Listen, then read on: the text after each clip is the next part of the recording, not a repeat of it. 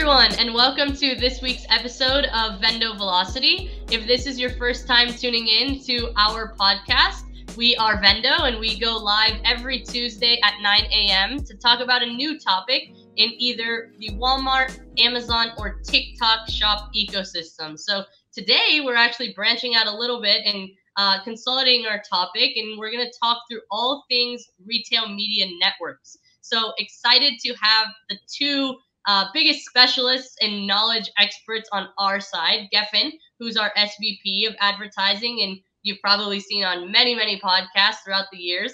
Gefen actually hit his 6 years at VENDO last week at some point, and I got to celebrate with him in New York when we were going through a bunch of client meetings. So if you haven't met him, you're missing out, and I'll let him intro himself in a bit here.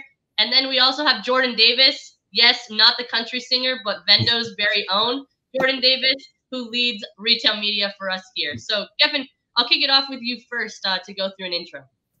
Perfect. Thank you, Delaney. Well, I don't know if I could top that. I don't know if I can speak as well about myself as you can. But no, it's a pleasure to probably see everybody again here. If not, then it's a pleasure to meet you. As Delaney mentioned, I'm the Senior VP of Advertising here at VENDO. So overseeing kind of all the different advertising channels that we run. Very excited to dive in. 6 years feels like both a blip and a lifetime in this world, but we always joke that none of that matters. Really, only the last week matters, because if you're up to date on all things, well, not just retail media, but digital advertising as well, you'll know that every day things change. So very excited to get going. Absolutely. And Jordan, over to you. Yeah, no, I'm really excited. I mean, this is my first time being on the podcast. Really excited to dive deep into the retail media networks. I mean, super interesting area. I've not been here as long as Gefen has, or you has, Delaney, but definitely love my time here at VENDO so far. And I feel like the same thing. It's like I feel like I've been here for a while, but also only a very short amount of time at the same time. So super excited.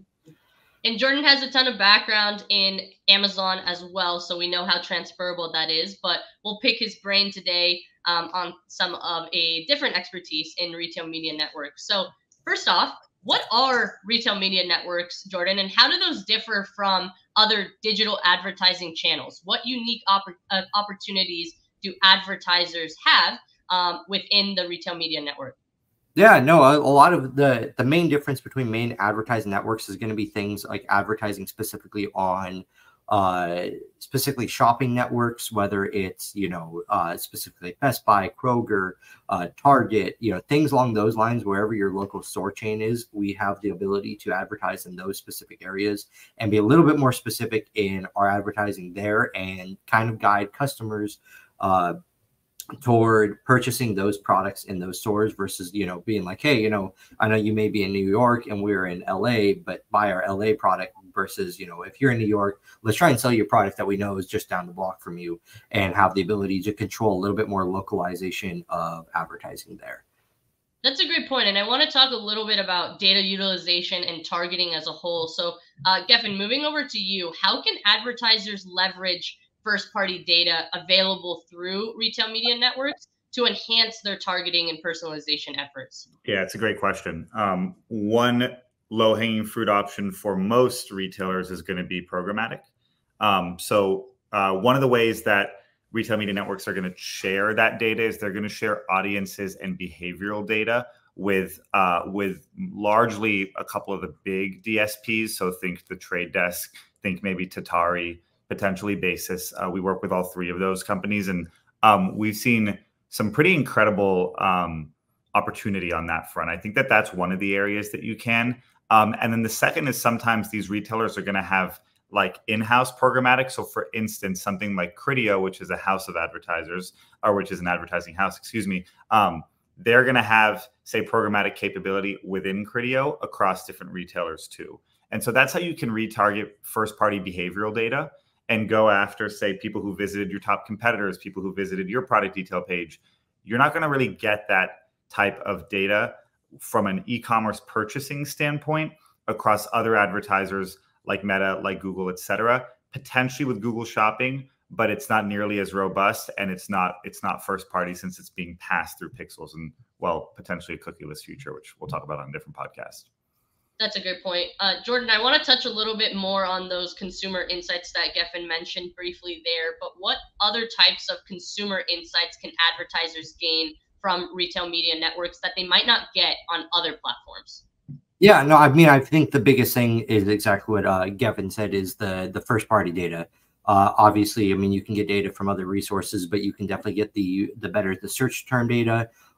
Things like Instacart, they have the impulse purchase ability to essentially, you know, be able to break down exactly the type of people that will impulse purchase something that's cheap at the very end of their shopping experience. So I'd say that's something that's very unique to something like Instacart, where it's like, okay, well, you know, this person will typically buy you know, products under $10–15. So we know that your product might actually end up fitting in their you know, they might be in market for it because they typically buy those types of products. So I'd say something like that. A lot of that first party data is going to be super important. Things like views remarketing, purchase remarketing, Criteo utilizes that a lot. So you can definitely see the ability, you know, people who've purchased or looked at your product, and then you can target them and be like, hey, I want to retarget this person again. And that's something that, you know, a lot of other data sources won't have the access to, and be able to target people who saw certain ads or certain products on certain days on, you know, product or on website A versus website B. Awesome. Gefen, I want to talk a little bit more about the campaign strategy and the actual execution. When you're going about planning a campaign, what are some of the key considerations you need to take into account when planning a campaign on a retail media network? Yeah, I would say probably what sets Vendo apart the most is that we actually have to, well, we're forced to, but we put a big emphasis on taking a different approach to each retail media network. And the first thing to take into consideration, and for people who are launching, is the limitations of that retail media network or retailer, right? That's the biggest and most important thing. They're not all Amazon, right? Even Walmart technically is not Amazon too, but when you're diving into maybe these second and third tier retailers, which for your brand might be number one. For instance, if you're a grocery brand, Kroger might be huge for you, right? But you don't have keyword specialization and keyword targeting to the same extent, or placement targeting to the same extent that you would on an Amazon, right? You don't have as many placements. You don't have as good of data or reporting, and you have to understand that, because when you're diving into, say, campaign segmentation, which is going to include both branded and non-branded, which is going to include product line breakdowns, you might be either repeating yourself, you might be cannibalizing your sales or your spend. So the number one most important thing when you are building out a campaign plan is to understand the actual limitations of each of those retailers. And then secondly, it's what are your business goals there, right? Is it awareness? Okay, maybe programmatic might be better. Is it going to be conversions? Okay, well then maybe we'll try and isolate, for instance, on Criteo, even though you can't specifically target keywords, you can suggest keywords and you can also negate keywords, right? So maybe you can bring out some of those branded keywords and just go for new customer acquisition. So there's a lot of different considerations to take into place. Those of you who have advertised on Amazon before, you're a little bit spoiled. You're used to kind of the whole kitchen sink as whatever you kind of want at your disposal. One thing you learn with retail media is it's a lot more narrow in terms of what's capable. So when you're building out a media plan, just understand that oftentimes your data is going to be less clear. Now, what we have found on the flip side is that from a ROAS perspective, performance tends to be better. And it tends to be better between about 30 to 50% from a ROAS standpoint, looking on retail media versus, say, Amazon. That's because there's less competition, number one. And number two, we actually don't know the other reason, because the data is muddled. It might be a lot more branded. It might be, you know, customers that would have already purchased anyway. Regardless, we do know that there is an incremental value there, and that higher ROAS kind of offsets any of the doubts that we would have. So I would say the limitations and then your actual business objectives are the two things that we take into account when we're looking to build out a media plan. Those are great points. And then I want to talk a little bit about the KPI specifically. Of course, ROAS is important, but Jordan, what other metrics are advertisers focused on when measuring the success of these campaigns? Yeah, I would say that honestly, I mean, obviously the big thing is getting as many sales as possible, but also I feel like it really depends on what the company's goal is in general. If they're trying to launch a brand new product into a brand new store or into a store, obviously we're going to see whatever we can do on the online side, so to try and influence them in person as well. So it really depends on the specific goal for the person or for the brand, and then the store. But then also, obviously, I'd say that things like new to brand percentage, obviously, you're always going to try and aim to grow your brand as much as possible. And new to brand is tracked on some of these retail media networks. And whatever we can track it, it's always good to have those numbers just to see how much more we're really able to expand your brand and expand it on that specific website. So I feel like it definitely depends store to store, brand to brand, and then what's going on with them. But I'd say that new to brand, and then as well as just, I mean, general sales, trying to see how well we can grow your brand in general, because a lot of these product price points are going to be different. So if you're trying to sell, something that's $5, your ROAS is going to be a lot less taken into effect, because you pay for one click, 100% conversion rate's already going to put you at a 5 ROAS. And if you keep going up, then obviously it's going to eat into your ROAS, but obviously you want to just expand as much as possible. So yeah. Right. Yeah. That makes sense. And then I would say, Delaney, as well, one other aspect to add on to what Jordan said, budget allocation is actually going to be a KPI that you're going to measure, because if you're advertising across 5 or 6 different retailers, it's important for you to know where your money is going and if it's getting you the most bang for your buck. ROAS is the simplest term, or the simplest KPI to go after. It's like you're going to move your budgets into whatever has the highest ROAS, obviously. But if you look at a second or third tier kind of analysis, as Jordan mentioned, if you're looking at new to brand customer acquisition for the retailers that provide that, well, then you might bring into question, do we need as high of a ROAS if it's not new to brand? Can we move into places where we're acquiring more customers?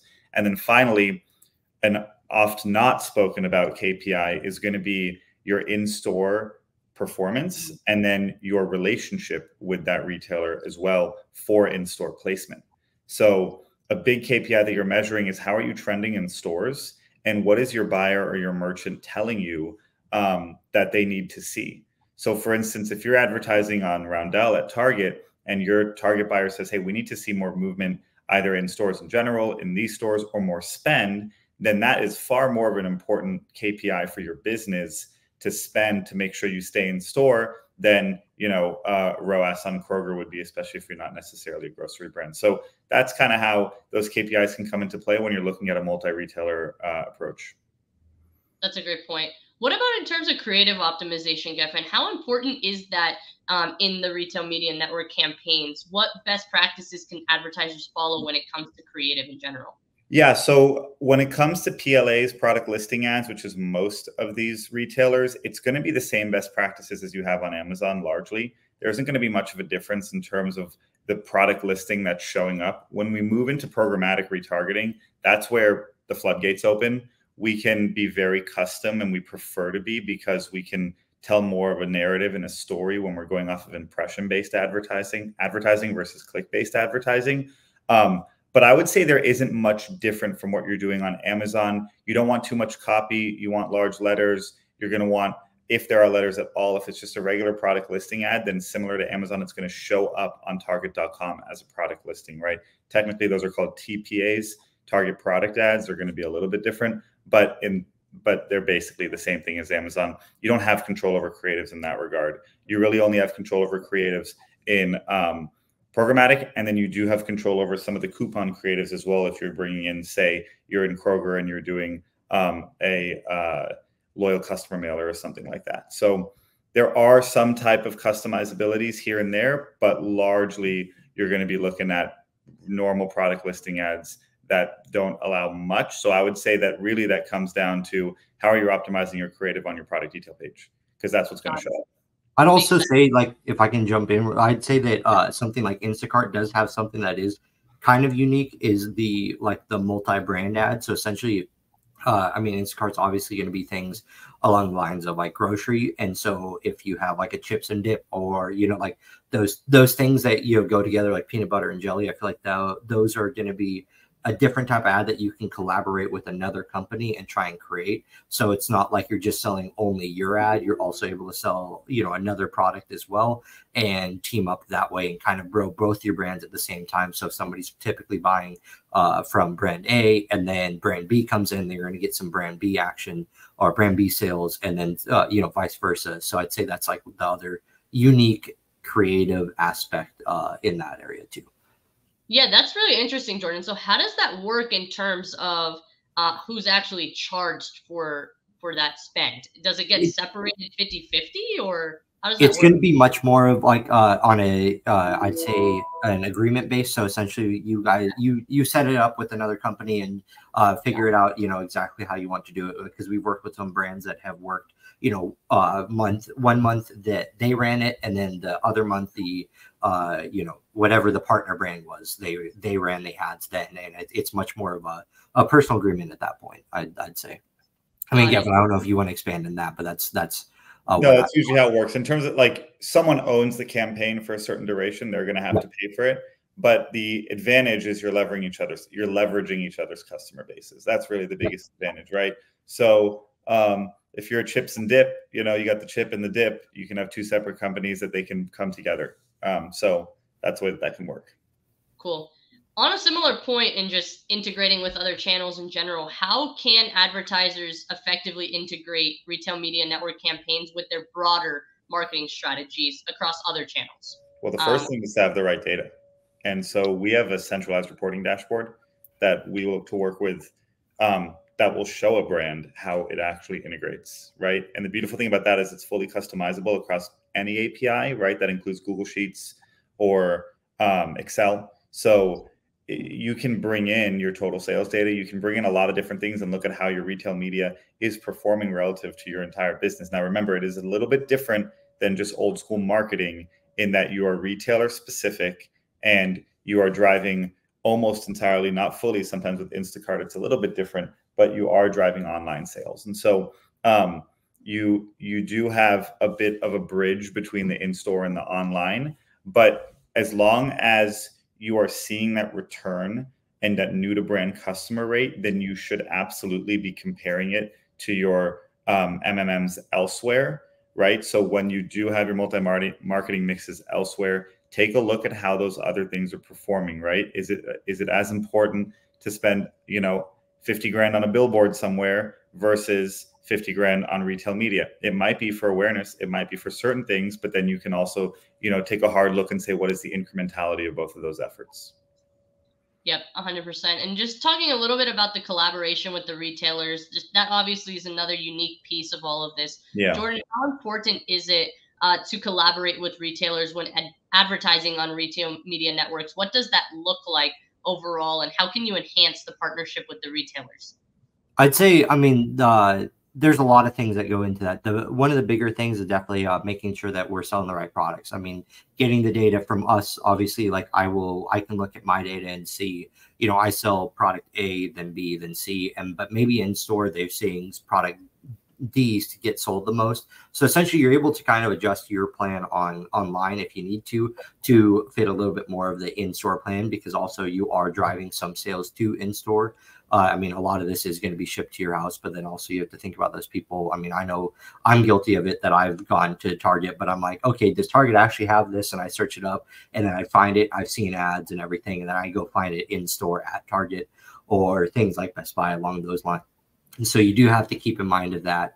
And then also I'd just say inventory in general. Working with your representation, making sure that you're selling the right products and making sure you're not selling out of products. Because obviously you don't, it's always good to sell out, but at the same time, you want to make sure you can push other products and you don't maintain too much inventory of other things. So I'd say those are like some of the main things there. But then also I'd just say that, like I said earlier, the shoppers' insights. They will have a lot of data from in-store, seeing exactly what they purchase, what they do, and you'll get a lot of data from that. Got it. What about the development of an advancement, really, Gefen, of technology?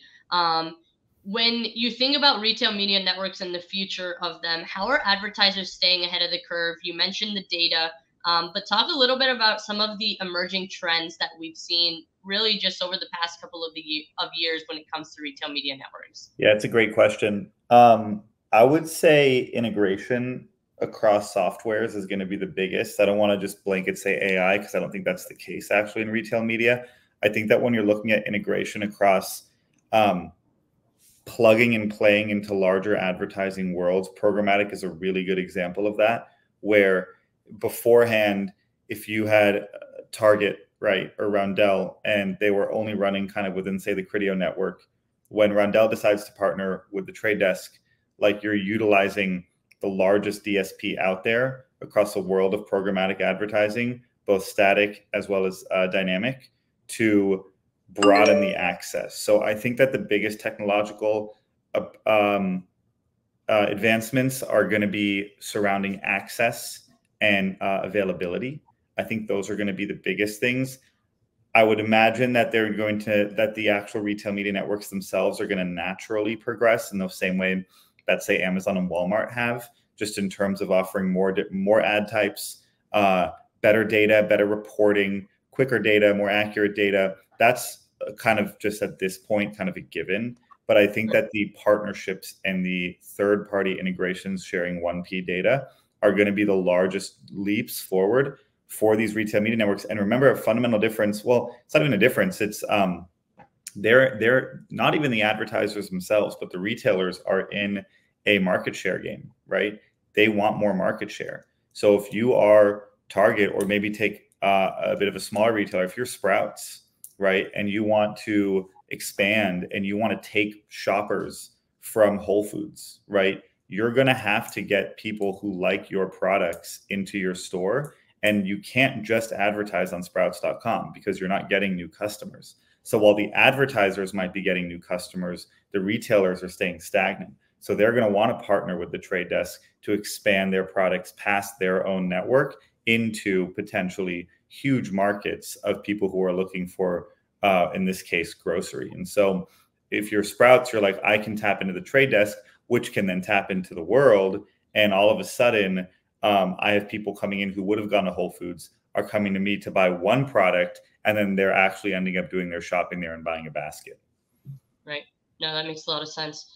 Perfect. Well, I know you guys have offered a lot of great advice here for brands that might be new to retail media networks, but I want to close on that and just circle back to, for brands that are new, what are the essential first steps that they should take in launching their first campaigns? What strategies overall can they maximize their impact, and really what challenges should they have top of mind to avoid?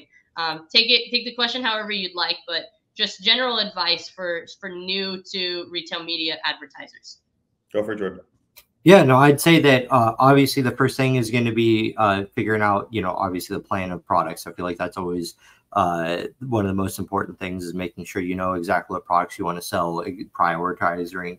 And then also I'd say that for things like, places like Kroger, you have a lot more localization where you can target specific Kroger stores. So figure out what area you're trying to expand into. Are you only expanding into Kroger? Like, what areas are you trying to expand into over others? So I'd say that's another big part. And then outside of that, I mean, for creating campaigns, obviously, whenever you create a new campaign, and if you're entering a brand new market, it's gonna, you're gonna have to figure out what data sells the best, what keywords sell the best, what can we do the best on, and you're gonna aim to your advertiser is gonna aim to drive the most sales possible, but then also they're going to try and figure out, okay, what typically does do the best, because looking historically, you don't have all that historical data to go off of, where you're like, okay, I know that this keyword's going to do really well. So I'd say that starting something new, we're going to figure out what sells best, and then kind of expand that way. And then obviously you're just going to grow from there. See, am I going to sell best on things like product pages, or am I going to sell better on search term pages, or on things? A lot of these advertisers have the ability to advertise at like the checkout stand, kind of like I brought up earlier about the impulse purchases. And so kind of end up building out your advertising plan outside of that, where it's like you can get a little bit more in depth with your targeting, because you don't have as much in-depth targeting as you do something on Amazon, where you can say, what keyword you want, where you want to show up on that page. We have a little bit less area there, but at the same time, we are able to utilize a lot of that to grow your brand and grow your sales there. All right. I think we have to close on that and just bring it home there. But Jordan, thank you so much for coming on the podcast for the first time. Gefen, thank you for joining me again. I know it's always great to have Gefen on, but to have another expert on his team alongside him is even better, Jordan. So really appreciate that and all of the insights that you guys dropped here. If you guys do have any questions, I'm sure throughout the course of these live podcasts, we'll have more and more education sessions on retail media networks. There is a lot to learn. It's an ever-changing space. So feel free to comment on our podcast and let us know what else you want us to cover in the next few topics. But hope everyone has a great rest of their week, and we'll talk to you all next week. Bye, everyone. Thank you, everybody. Thank you, everybody.